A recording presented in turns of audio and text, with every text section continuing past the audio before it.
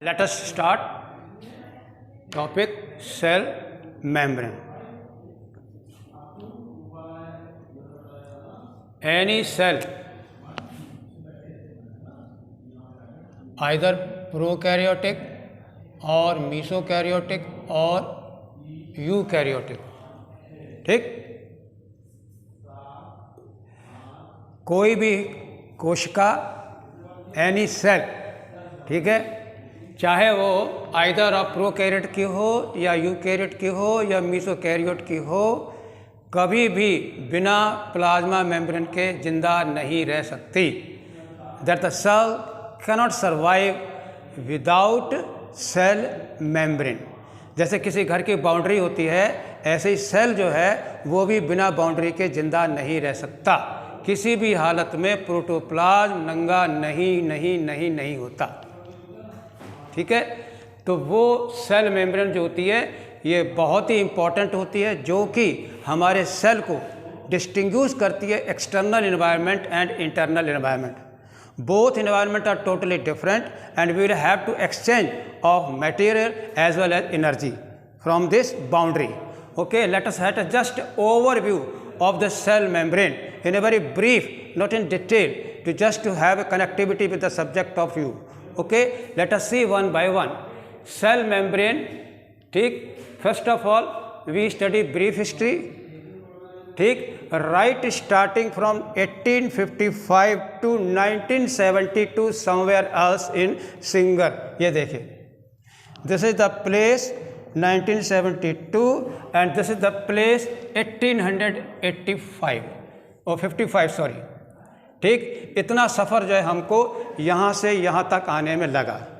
उसके लिए हमारे पास इम्पोर्टेंट साइंटिस्ट जो है वो हम आपको बाद में बताएंगे.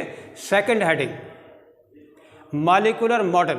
अगर ये मेम्ब्रेन है then what type of the model it has.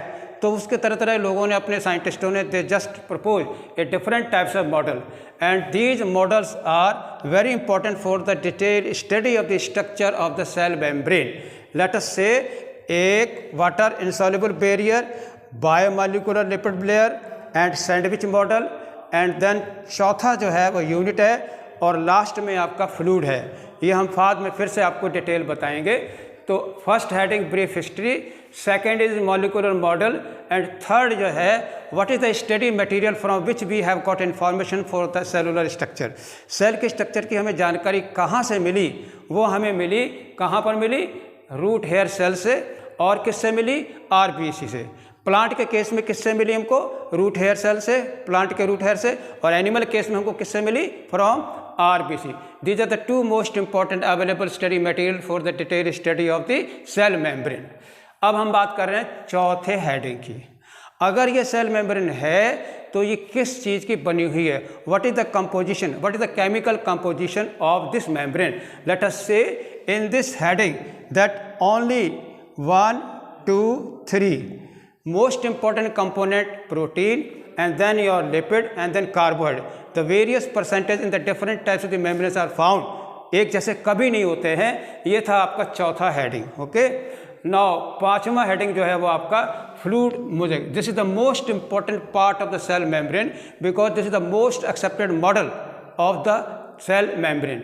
एक चीज़ और हम आपको बताएंगे, what is the difference between cell membrane and bio membrane. अभी थोड़ी देर बाद आपको बताएंगे. ठीक है, तो ये जो सिंगर एंड निकोल्सन का मॉडल जो है इसे हम कहते हैं फ्लूइड मोज़ेक मॉडल. तो your question, which is the most accepted model of cell membrane? Your answer is fluid mosaic model.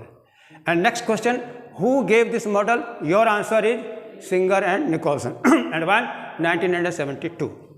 Detail बाद में करेंगे. अब आपका आता है छठा हेडिंग, सेल मेम्ब्रेन का स्ट्रक्चर जो है क्या एक जैसा ही हो सकता है? As we can see our hand, we can have different shapes in our finger and in a movement of the hand. In the same way, cell membrane also have various types of modification of its structure. उन्हें हम कहते हैं cell membrane modification. Either plain और अंदर invagination और एक्सवेजिनेशन, या coiled structure, या लंबी लंबी लैमेली बनाना है. उन such type of structure which are different from the name, ठीक, उन्हें कहते हैं सेल मॉडिफिकेशन. सातवां हेडिंग जो है वो है function of cell important. This is the most important part of a cell membrane. What is the function of cell membrane? जैसे कि अभी थोड़ी देर पहले मैंने आपको बताया कि ये सेल मेम्ब्रेन जो है दो तरह के वातावरण को विभेदित करती है, बाहरी और अंदर का वातावरण और बाहर का वातावरण दोनों में तालमेल बैठाना जो होता है काम किसका होता है? सेल मेम्ब्रेन का होता है। आपके बॉडी में कहीं भी चोट लग जाए आपकी सेल मेम्ब्रेन नंगी नहीं रह सकती, तुरंत उसकी क्या होती है? हीलिंग होती है। ठीक है, तो मॉडिफिकेशन हमारे हो जाते हैं और उसके बाद सेल के फंक्शन देखिए। हम कह रहे हैं ट्रांसपोर्ट, सबसे इंपॉर्टेंट जो है आदान प्रदान करना, एक्सचेंज ऑफ मटेरियल। ठीक है, अगर आप प्लांट में हैं तो आपको एक्सचेंज गैसेस का करना है, CO2 लेनी है, O2 निकालनी है, ठीक है, या पानी लेना है या कोई और सब्सटेंस लेना है, तो आप उसको ट्रांसपोर्ट करते हो। ठीक है, दूसरा क्या है? रिसेप्टर प्रोटीन पावर, ये हम बाद में और डिटेल करेंगे। तो फंक्शन क्या है? The various types of the cell membrane function are there, we will study later on. Now the next heading is membrane transport. ठीक, this is the major part of the cell membrane कि किस तरह से जो है membrane जो होती है वेरियस टाइप के सब्सटेंसेस का, लिक्विड का, सॉलिड का, गैस का एक्सचेंज करती है अपने लाइफ में, उसको हम कहते हैं मेम्ब्रेन ट्रांसपोर्ट। ठीक है, तो अब हम वापस फिर आते हैं कि ये सेल मेम्ब्रेन किस तरह से डिटेल में चलेगी। ब्रीफ हिस्ट्री देखिए। As I already told you that the beginning of the cell membrane started from the year 1855. तो सबसे पहली बार who gave the term plasma membrane? Your answer is C. Nageli and Kramer, 1855. Second question, E. Overton, he also confirmed the structure of plasma membrane and he confirmed it with the help of root hair and stem वो RBC। तो सबसे पहली बार root hair और RBC को utilize किसने किया? Your answer is E. Overton. तो E. Overton was the scientist for the first time use the root hair cell for the study of cell membrane as well in animal RBC। ये 2 आपके study material होते हैं। कब? 1899 में, लगभग आपके 45 साल बाद। इसके बाद प्लाज्मा लेमा जो टर्म जो है वो आपका J.O. फ्लावर ने दिया था। ये आपकी छोटी सी ब्रीफ हिस्ट्री है। ठीक है, और इस तरह से हम आते हैं अगले टॉपिक पे, मॉलिक्यूलर मॉडल। तो रिमेंबर ये आपका एक क्वेश्चन ये हुआ, one is more and third one is this. Now molecular model, whenever you think about A membrane, आप पानी में एल्गी डाल दीजिए या कोई भी सेल डाल दीजिए तो ऐसा नहीं होता है कि फटाफट पानी सारा अंदर आ जाए। क्यों? सेल मेम्ब्रेन जो है वो कहाँ गया है? ये वाटर इनसॉल्युबल बैरियर, पानी आसानी से अंदर प्रवेश नहीं कर सकता। तो पहली बार ये बताया गया कि ये वाटर इनसॉल्युबल बैरियर है, पानी इसमें आसानी से अंदर नहीं जा सकता। आप पानी में तैरते हो, ऐसा तो नहीं पानी सारा बॉडी में अपना अंदर घुस जाए, ऐसा नहीं है। ठीक, this was concluded by E. Overton कि ये आपका वाटर इनसॉल्युबल बैरियर है। अगली इन्फॉर्मेशन जो हमको आ रही है वो आ रही है biomolecular lipid layer. Always remember lipid word बहुत ज़रूरी है। लिपिड की 2 लेयर, हम आपको यहाँ पर थोड़ा सा टक्कर बताएंगे कि लिपिड के मॉलिक्यूल जो है एक ये हुआ और एक आपका मॉलिक्यूल ये हुआ। अब ये आपका फॉस्फोलिपिड एक है और एक आपका ये है। तो वो क्या कह रहा है? बायोमॉलिक्यूलर लिपिड लेयर होती है, कंसेप्ट उन्होंने दिया है कि ये इसमें लिपिड लेयर होती है। उसके बाद बताया सैंडविच मॉडल आता है, तीसरा वाला जो है डेविसन एंड डैनियल ने दिया था। इसने ये क्या कहा कि हमारे पास क्या है, 2 प्रोटीन की लेयर हैं, उसमें जो है ये आपका लिपिड की लेयर अंदर धसी हुई है, इसलिए जो है इसको हम कहते हैं सैंडविच मॉडल, यानी प्रोटीन की 2 परतों के बीच में फॉस्फोलिपिड की लेयर रखी हुई है। जैसे आप सैंडविच लगाते हो 2 लेकर के मक्खन लगाते हो, इन द सेम वे ये है आपका। उसके बाद चौथे नंबर पे आता है यूनिट मेम्ब्रेन कंसेप्ट। ये बहुत अच्छा पॉइंट है कि किसी भी लिविंग सेल को हम लें, आइदर ऑफ द प्लांट और ऑफ द एनिमल और ऑफ द फंजाई, उनके अंदर सबके अंदर जो है एक जैसी ही मेम्ब्रेन पाई जाती है, ऑलमोस्ट स्ट्रक्चर भी उसका एक जैसा होता है, इसलिए इसका नाम क्या दिया गया, यूनिट मेम्ब्रेन कंसेप्ट। और ये पहली बार दिया था J.D. रॉबर्टसन में। तो आपका यहाँ पर बहुत ही इंपॉर्टेंट क्वेश्चन जा रहा है, who for the first time gave the unit membrane concept, and your answer is J.D. Robertson. Okay, अगला क्वेश्चन ये है कि उन्होंने क्या बताया था, what he told that it is a trilaminar structure. कैसा है? ट्राइलेमिनर। कैसे ट्राइलेमिनर है? एक लेयर इसकी आउटर है, एक लेयर इसकी आपकी इनर है, और बीच में जो है लाइट है। जरा गौर से देखिए, ये डार्क है और ये भी डार्क है और अंदर एक लाइट है। दो डार्क लेयर के बीच में एक लाइट कलर की लेयर है, अर्थात 3 लेयर हो जाती, आउटर की 1, इनर की 2, और बीच में हल्की जो है फॉस्फोलिपिड की लेयर जो है वो लाइटर है। इसलिए इन्होंने क्या नाम रखा हुआ है, try laminar layer. And who gave, J.D. Robertson. Okay, last में जो आता है वो हमारा आता है फ्लूइड मोज़ाइक मॉडल, और ये इसका आंसर हमारे पास है सिंगर एंड निकोलसन का। ओके, तो हमारा जो है ये हेडिंग भी ओपन हो गया, मॉलिक्यूलर मॉडल भी क्लियर हो गए, और हमारा स्टडी मटेरियल 2 होते हैं, ये भी आपके क्लियर हो गए। ओके, अब हम आ रहे हैं इसके केमिकल कंपोजिशन में। जब हमको मॉडल के बारे में जानकारी हो गई, then further investigation kept on to know the detail chemical structure. तो पहला सवाल है, what are the major component, what are the major constituent of the cell membrane. आपका उत्तर है, it contain protein, it contain lipid and it also contain carbohydrate. ठीक है, these are the 3 most important chemical constituent of the cell membrane. याद रखेंगे, protein 60%, lipid 29% and 5% carbon. ये एक generalize view है, but always remember, chemical composition of cell membrane never a constant feature, it varies from cell to cell to cell. Muscle cell में अलग होगा, nerve cell में अलग होगा, बोन के सेल में अलग होगा, ब्लड के सेल में अलग होगा। जिसका मतलब क्या होगा, it means that the chemical composition varies from cell to cell according to their different types of the function in the different types of the organs. ठीक है, अभी थोड़ी देर हमारे गाल के ऊपर भी सेल है, लेकिन सीक्रेशन नहीं करते, लेकिन जैसे ही हम बक्कल कैविटी को देखते हैं तो हमारा मुंह जो है लगातार लसलसा निकालता रहता है। क्यों, उसका केमिकल कंपोजिशन अलग है। ओके, और इधर वाले का कंपोजिशन अलग है। ठीक, तो प्रोटीन और लिपिड और ये वेरिएबल हो जाते हैं। अब let us see one by one. Protein जो होती है, ये आपको पता ही है, it is a polymer of amino acid.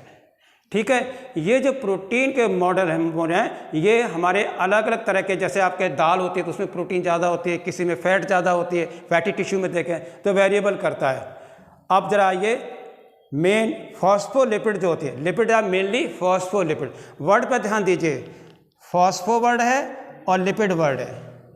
ठीक है, लिपिड जो होते हैं क्या, फैटी एसिड होते हैं। फैटी एसिड में भी सैचुरेटेड और मे बी अनसैचुरेटेड। उसके साथ जुड़ा हुआ कौन है, इनऑर्गेनिक फॉस्फेट जुड़ा हुआ, हम आपको बताएंगे। और गैलेक्टोलिपिड का मतलब होता है लिपिड के साथ कार्बोहाइड्रेट। ठीक, और कोलेस्ट्रॉल, ये भी आपका टाइप ऑफ लिपिड है। स्फिंगोलिपिड, ये भी टाइप ऑफ लिपिड है। और एक और कंपोनेंट है कार्बोहाइड्रेट का, जिसे कहते हैं ओलिगोसैकेराइड। ये आपके लिए बहुत इंपॉर्टेंट है। ओलिगोसैकेराइड का मतलब होता है जिसमें कार्बन की संख्या जो है इतनी ज़्यादा नहीं होती, जस्ट लाइक सेलुलोज की तरह नहीं होती, यानी 5 कार्बन से लेकर 25 तक हो सकता है, जिसमें आपका ग्लाइकोलिपिड और ग्लाइकोप्रोटीन, ये 2 टर्म जो आपके सामने आ रहे हैं बहुत ही स्पष्ट है। That carbohydrate attach to the lipid, you say glycolipid, carbohydrate attach to protein, you say glycoprotein. Okay, together with this 2 component, इन 2 के साथ हम एक अच्छा सा वर्ड बनाते हैं, and that is called as glycocalyx. And remember, glycocalyx is always present on the surface of the cell membrane as a layer made up of glycoprotein, और यू कैन से ओलिगोसैकेराइड्स। ये था आपका minimum chemical composition of cell membrane according to your NEET syllabus. आइए 5वें heading, fluid mosaic and model. Now the question arises, the most accepted model which was given in the 1972 by Singer and Nicolson, why do we called it as a fluid and mosaic model? ये सवाल हमारे पास उठता है कि fluid क्या है, mosaic क्या है।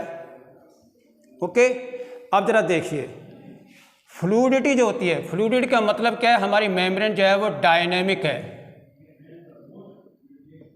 क्या चीज़ है, डायनेमिक है, यानी गतिशील है, ऑलवेज गोइंग ऑन चेंजिंग। जैसे पानी बहता है, हवा बहती है, ऐसे इसके मॉलिक्यूल भी जो है लगातार चलते रहते हैं। ठीक, ये जो फ्लूइडिटी है, तो आपका पहला सवाल है, the fluidity of the cell membrane is due to the presence of phospholipids. Okay, हम अभी बताएंगे आपको फॉस्फोलिपिड क्या होता है। उसके बाद मोज़ाइक नेचर वर्ड क्यों आया। मोज़ाइक का मतलब ये होता है कि हमारी जो प्रोटीन के मॉलिक्यूल हैं वो हमारी मेम्ब्रेन के दोनों तरफ, ऊपर भी नीचे भी, बिल्कुल जैसे मोज़ाइक होती है पत्थर की संगमरमर की होती है, टाइल्स होती हैं, ऐसे ये इसके ऊपर लगी हुई होती हैं। जैसे आप खीर में किशमिश डालते हो, दिखाई देता है इस तरह से। यानी फॉस्फोलिपिड के जो लिपिड वो ओशन है, यानी समुंदर, फॉस्फोलिपिड के सागर में छोटे छोटे टापू जो है बर्फ़ के जो है वो प्रोटीन के लगे होते हैं। ठीक है, इसलिए इसको हम कहते हैं फ्लूइड मोज़ाइक मॉडल। अब ज़रा देखिए, मोज़ाइक मॉडल में ये जो टापू हैं, हो सकता है केवल सरफेस पर हो सकता है पानी के अंदर कितनी अंदर काफ़ी गहराई में भी हो। इस तरह से जो है ये दो तरह के प्रोटीन हो सकती हैं, एक्सट्रिंसिक और intrinsic. If the proteins are present on the surface of the layer, उसे आप कहते हो इंट्रिंसिक, और जो अंदर की ओर ढसी हुई होती हैं उन्हें आप कहते हो इंट्रिंसिक। और इस मॉडल को हम क्वासी फ्लूइड भी कहते हैं, यानी फ्लूइड के साथ साथ थोड़ा सा सॉलिड नेचर भी है, इसलिए इसको क्वासी फ्लूइड मॉडल भी कहते हैं। हम इसका डिटेल में स्ट्रक्चर थोड़ी देर बाद में आपको बताएंगे। ओके, अब आता है हमारा सेल मेम्ब्रेन मॉडिफिकेशन। किसी भी सेल को अगर आप देखें तो हमारे पास इस तरह की बाउंड्री, हम इसको कहते हैं सेल मेम्ब्रेन कहते हैं। ये सेल मेम्ब्रेन में फॉर्म, ये देखिए ऐसे करके बना सकती है, इसे आप क्या कहोगे, माइक्रोविलाई। यानी cell membrane has ability to just increase the surface area by moving out, then कहते हैं एक्सविजिनेशन। और अगर अंदर की तरफ ये जा रही है तब आप कहते हो इसको invagination. And such type of finger like structures are present inside the small intestine to increase the absorption of the food material during the digestion, इसलिए उसको माइक्रोविलाई। तो microvilli is a very important modification of the cell membrane just to increase the absorptive surface. अवशोषण की सतह को बढ़ाने के लिए उंगली की तरह निकली हुई रचनाओं को हम कहते हैं माइक्रोविलाई। कोई दिक्कत? अब हम बता रहे हैं आपको माइलिन शीथ। आपको पता है कि हमारे जो न्यूरॉन होते हैं इनके चारों ओर मोटी चादर लिपटी हुई होती है फैट की, जिसे कहते हैं माइलिन शीथ। वो भी हमारी मेम्ब्रेन बनाती है, किसमें? रिमेंबर, न्यूरॉन में माइलिनेटेड शीथ में पाई जाए, सब में नहीं। इसके बाद आता है फोटोसिंथेटिक मेम्ब्रेन। अब जरा देखिए, हमारे प्रोकैरियोटिक सेल के अंदर मेम्ब्रेन अंदर की ओर घुस करके क्या बना रही है? Photosynthetic membrane. फोटोसिंथेटिक मेम्ब्रेन क्या? इंक्रीज सरफेस एरिया बढ़ाया for the attachment of photosynthetic pigment. Photosynthesis करने वाले पिगमेंट को ज़्यादा से ज़्यादा उसके ऊपर लगा लें ताकि रेट ऑफ हमारा फोटोसिंथेसिस बढ़ जाए। तो ये भी मेम्ब्रेन का मॉडिफिकेशन है। माइक्रोविलाई हो गए, माइलिन शीथ हो गई और फोटोसिंथेटिक मेम्ब्रेन हो गई। बड़े आराम समझ आ गया। एक चौथा एग्जांपल और हम आपको देने जा रहे हैं, वो बहुत ही प्यारा, और आप उस शब्द जानते हो कि this is your mitochondria outer membrane. Okay, कोई दिक्कत नहीं। इनर मेम्ब्रेन जो होती है, इसका जो है दिमाग थोड़ा सा अच्छा हो जाता है तो कहते हैं मैं अंदर चली। ये देखिए, तो ये जो अंदर जा रही है इसे आप कहते हो क्रिस्टी कहते हैं। और क्रिस्टी का मतलब ही क्या है? Finger like projection inside the lumen of the mitochondria to just to increase the surface area to have a maximum respiratory enzyme. ठीक है, तो बिल्कुल सिंपल वे में आपने देख लिया, बहुत ही शॉर्टकट में, कि मेम्ब्रेन के मॉडिफिकेशन जो होते हैं वो वेरियसली मॉडिफाइड होते हैं। Microvilli, myelin sheath, photosynthetic membrane और क्रिस्टी। कोई दिक्कत? अब क्वेश्चन आता है कि हमारे फंक्शन क्या हैं। ज़रा देखिए कितने कितने गजब काम होते हैं। सेल मेम्ब्रेन हमारी बोन्स में भी है, हमारे स्किन में भी है, हमारे डाइजेस्टिव सिस्टम में भी है, ठीक है, हमारे रेस्पिरेटरी में भी है, हमारे सर्कुलेटरी में भी है, सभी जगह मौजूद है। ओके, तो फिर ये करेगी क्या? ध्यान में रखें, सबसे बड़ा फंक्शन जो है सेल मेम्ब्रेन का है वो करेगी ट्रांसपोर्ट, यानी exchange of material either solid और लिक्विड और गैस फ्रॉम आउटसाइड और फ्रॉम इनसाइड टू आउटसाइड। बाहर से अंदर लाइए या अंदर से बाहर ले जाइए, तो आपको एक्सचेंज करना है पाथ को, उसको कहते हैं ट्रांसपोर्ट कहते हैं। अब ये भी ट्रांसपोर्ट आपको मैं थोड़ी देर में और बताऊंगा। ये क्या होता है? दो तरह का हो सकता है, पैसिव और एक्टिव। बहुत ही ब्रीफ में बता रहा हूँ। पैसिव में कोई भी एक्सटर्नल एनर्जी खर्च नहीं होती है, उसे हम कहते हैं पैसिव। अगर उसमें एटीपी एनर्जी खर्च हो रही है तब आप उसको क्या कहेंगे? एक्टिव कहेंगे। तो यहाँ पर हम इतना ही हम बताएंगे इसके बाद आता है आपका रिसेप्टर प्रोटीन। ये विशेष प्रकार की रिसेप्टर प्रोटीन होती है, मेम्ब्रेन के साथ जुड़ी हुई होती हैं, जो कि किसी भी सूचना को प्राप्त करती है। जैसे हमारे हार्मोन होते हैं, हमें हंसना है, हमें रोना है या हमें दर्द होता है, तो इसकी सूचना जो है वो हमारे कौन रिसीव करते हैं? रिसेप्टर प्रोटीन करते हैं। यानी हार्मोन बिना रिसेप्टर प्रोटीन के काम नहीं कर सकता। Receptor will have to attach with the hormone for a specific biochemical change. अब जरा देखिए, कहता है पावर ऑफ रीजेशन वर्ड आता है आपका। याद रखिए, मेम्ब्रेन जो है हाईली डायनेमिक के साथ साथ बहुत ही पावर रीजनरेशन रहती है। यानी कभी भी मेम्ब्रेन टूट भी जाती है तो तुरंत ये अपने को बना लेगी। यानी इसमें ग्रोथ करने की कैपेसिटी सबसे ज़्यादा होती है। ठीक है, चाहे से भी टूट जाएगी फिर से नई न्यू मेम्ब्रेन बना लेगी। इसलिए इसको कहते हैं पावर ऑफ रीजनरेशन। क्यों? फिर से ये आपके फॉस्फोलिपिड को बाई लेयर बना के उसके ऊपर ढेर सारी प्रोटीन लगा फटाफट लेयर बना लेगी। चाहे वो मेम्ब्रेन लीवर की हो, चाहे वो आपकी बोन की हो, चाहे आपकी वो स्किन की हो, चोट लगेगी तो तुरंत मेम्ब्रेन उसको रीजनरेट कर लेगी, कोई दिक्कत नो। अब आता है एंजाइम। आपको पता है कि ये मेम्ब्रेन बहुत सारे एंजाइम इसके ऊपर उपस्थित होते हैं जिससे कि हमारे बायोकेमिकल रिएक्शन होते हैं। जैसे आपको खुद देखिए, अभी आपने क्रिस्टी देखा था माइटोकॉन्ड्रिया के अंदर समवेयर, तो इन बिना एंजाइम के हमारी कोई भी बायोकेमिकल एक्टिविटी नहीं हो सकती। In the whole living world enzymes are the catalyst which convert the particular substrate into product को बनाते हैं। उनका होना अति अनिवार्य। उसके लिए भी जो है अगर कोई जगह देती है तो कौन देती है? एंजाइम देती है। ठीक है, अब हम क्वेश्चन आपसे पूछ रहे हैं, इन प्रोकैरियोट माइटोकॉन्ड्रिया एब्सेंट, तो फिर वो कैसे रेस्पिरेशन करते हैं? प्रोकैरियोट एनारोबिक भी होते हैं, एरोबिक भी होते हैं। एनारोबिक में माइटोकॉन्ड्रिया होता नहीं, उसमें ग्लाइकोलाइसिस होगी, क्रेब्स साइकिल तो उसमें करेंगे नहीं। और अगर वो एरोबिक है, if it is anaerobic then how they convert complete energy from the glucose, कैसे करेंगे? तो हमारे पास आंसर यह है, क्योंकि प्रोकैरियोट में माइटोकॉन्ड्रिया होता नहीं है, इसलिए एरोबिक रेस्पिरेशन के जो एंजाइम होते हैं, the enzymes of the aerobic respiration are present in the cell membrane and that is why the aerobic prokaryote cell membrane is called as respiratory membrane. Okay, तो ये बायोकेमिकल काम भी करती है। अब आइए इंट्रासेलुलर कंपार्टमेंट। मैंने पहले आपको बताया है कि ये मेम्ब्रेन अंदर की ओर या बाहर की ओर निकल करके अगर अंदर की ओर आ रही है, कल्पना कीजिए कि कोई भी सेल जो है इस तरह से, वेयर शुड आई ड्रॉ, ये कोई सेल है। अब इस सेल के अंदर तो कुछ है नहीं है ना, अब ये अंदर की तरफ धस करके आपका ये लैमली बनाए और लैमली से फिर क्या है? ग्रानम बना ले, माइटोकॉन्ड्रिया बना ले, एंडोबन रेटिकुलम बना ले, गोल्जी बॉडी बना ले। The various types of the cellular compartment और the cellular organelle are synthesized by the help of the cell membrane. बिना सेल मेम्ब्रेन के मेम्ब्रेन सेल ऑर्गेनेली नहीं बन सकते। तो ये भी बहुत बड़ा इंपॉर्टेंस का काम है कि intracellular compartment are also form due to the presence of cell membrane. अब आ रहा है सेलुलर जंक्शन। ठीक, प्लांट सेल के जो होते हैं ये आपस में सीमेंट लेयर से जुड़े होते हैं। एनिमल में तो मिडल लैमेला होता नहीं, ना उनमें सेल वॉल होती है। तो ये हमारी जो फ्लैश है या हमारे हाथ हैं, ये आपस में क्यों? तो सेल भी आपस में इंटरेक्ट करके जॉइंट बनाते हैं, उसे हम कहते हैं सेल जंक्शन। ठीक है, तो मेम्ब्रेन आपस में जुड़ करके ये भी आपके कई तरह के सेल जो हम आपको बाद में डिटेल में बताएंगे। और नर्व इम्पल्स कंडक्शन देखिए, यहाँ पर आप उसके फंक्शन देख रहे हैं, मेन पॉइंट। क्या सेल मेम्ब्रेन नर्व के इम्पल्स का कंडक्शन करते हैं? आप कहोगे yes, it also conduct the क्या कम्युनिकेशन, केमिकल कम्युनिकेशन। ठीक, due to presence of ion. जैसे आपने देखा कि सोडियम पोटेशियम पंप होती है, तो वो हमारे इन्फॉर्मेशन को एक न्यूरॉन से दूसरे न्यूरॉन में पहुंचाती है, तो उसे हम कहते हैं नर्व इम्पल्स कंडक्शन। जैसे किसी ने चींटे ने काट लिया या कोई गर्मी लगी, तो ये सूचना कौन है? Due to nerve impulse conduction in our body membrane. अब आता है एक्सोसाइटोसिस और एंडोसाइटोसिस। अगर किसी चीज़ को, पदार्थ को आप अंदर सेल के अंदर ले रहे हैं और बिना मेम्ब्रेन तो ले नहीं सकते, तो intake of any substance by the membrane inside the cytoplasm of the cell, उसे आप क्या कहोगे?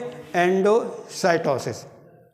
ठीक है, इनटेक ऑफ द फ्लूइड और लिक्विड और सॉलिड और गैस, और अगर हम उसी चीज़ को रिमूव करते हैं, बाहर निकालते हैं, to take out the substance outside of the cell through the membrane, तो उसे कहते हैं एक्सोसाइटोसिस।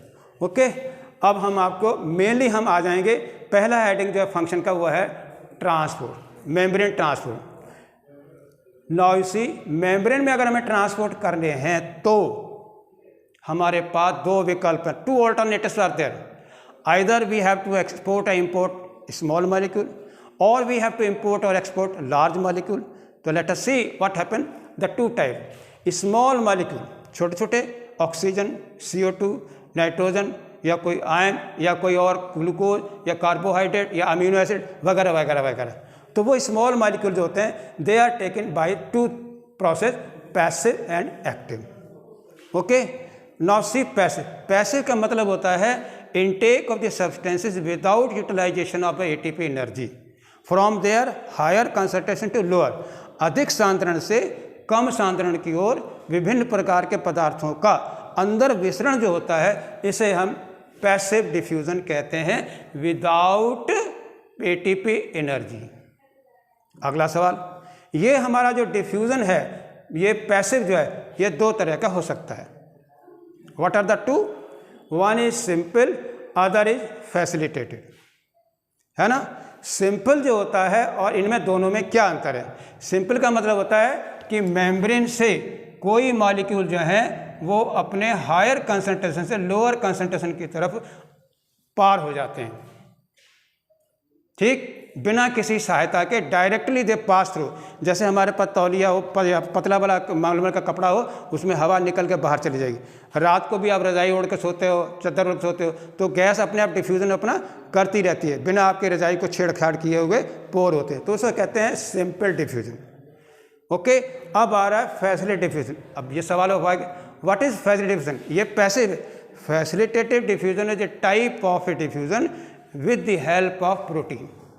ऐसा डिफ्यूजन जो प्रोटीन की सहायता से अंदर आता है उसे हम कहते हैं फैसिलिटेटिव. जैसे आपका क्या है, आपके एक्वापोरिन है, तो छोटे छोटे प्रोटीन के छेद होते हैं जिससे कि हमारा पानी अंदर आता है. तो प्रोटीन के, इंटीग्रेटेड प्रोटीन के मॉलिक्यूल की सहायता से किसी पदार्थ को अंदर लेने को हम कहते हैं फैसिलिटेटेड डिफ्यूजन. कोई दिक्कत समझ में आ गया? विद द हेल्प, जरा देखिए ये ऐसा हो गया. अब अगर हमने ऐसे करके प्रोटीन बनाइए, देखें ये कोई मॉलिक्यूल है अंदर आ रहा है, तो ये है चैनल प्रोटीन. तो अगर substance passing through the channel protein then we call it as a facilitated diffusion. कोई दिक्कत? तो आपको पता लग गया कि two types of the functions are there of passive, simple and facilitated. In diffusion simple no proteins are involve and in facilitated integrated channel proteins are involve. आइए दूसरा एक्टिव. एक्टिव की सबसे बड़ी निशानी यह है कि from low concentration to higher, that the transfer और transport of the substances from lower concentration to higher. Just passive का उल्टा, ज़्यादा से कम की ओर अपने आप पानी बह जाता है, लेकिन कम से ज़्यादा की ओर कैसे जाए? तो उसके लिए हम उनको कैसे करते हैं? ATP energy. ठीक है, जैसे छोटा बच्चा होता है वो सड़क पर नहीं दौड़ सकता है, तो वो क्या करेगी, माँ उसको गोदी में उठा के उसको दौड़ाएगी, तो वो एक्टिव हो जाएगा. क्यों? वो इन्वॉल्व कर रही है एनर्जी, और बच्चा खुद दौड़ रहा है तो वो आपका पैसिव है.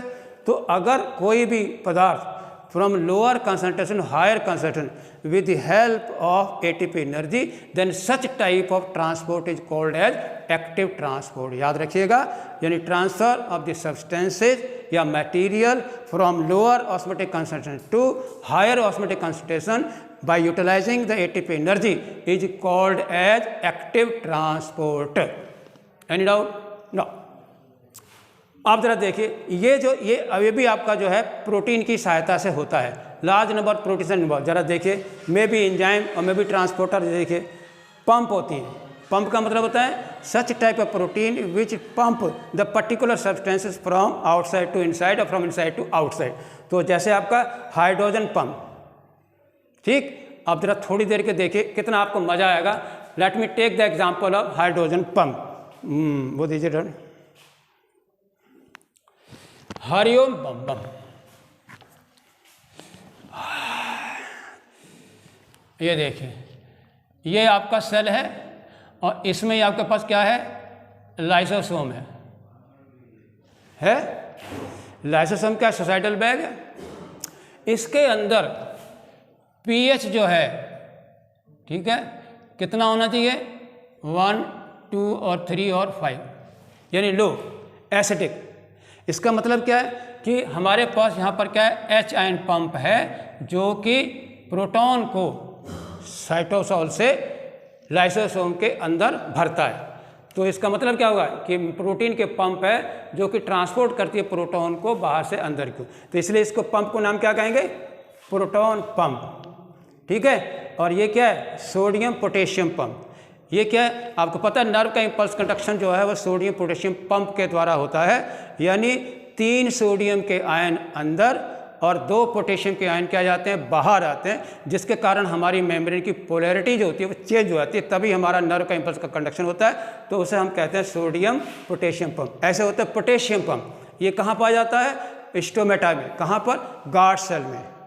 ओके, और अगला वाला और क्वेश्चन है एक्टिव का, वो है को ट्रांसपोर्ट, यानी इसमें क्या होता है, अगर आपका एक ही मेम्ब्रेन के अंदर एक मॉलिक्यूल आ रहा है तो यूनिपोर्ट है, और अगर एक के साथ अंदर आएगा तो दूसरा बाहर जाएगा तो उसको कहते हैं एंटीपोर्ट। जैसे सपोज करिए ये आपकी मेम्ब्रेन है, ठीक है, और ये आपका एक मॉलिक्यूल अंदर आ रहा है तो एक आपका बाहर जा रहा है, तो ये जब अंदर आएगा तो दूसरा वाला बाहर जाएगा, इसे हम क्या कहते हैं, एंटीपोर्ट। इफ़ द 2 सब्सटेंसेस, 2 एक ही दिशा में दोनों अंदर इकट्ठे आ रहे हैं किसी की सहायता से, तो उसे हम कहते हैं सिम्पोर्ट, दोनों एक साथ। ठीक है, और इसी के साथ ये आपका जो रिव्यू जो है ये मैंने सेल मेम्ब्रेन का छोटा सा नीट के लिए बताया है। Thank you very much.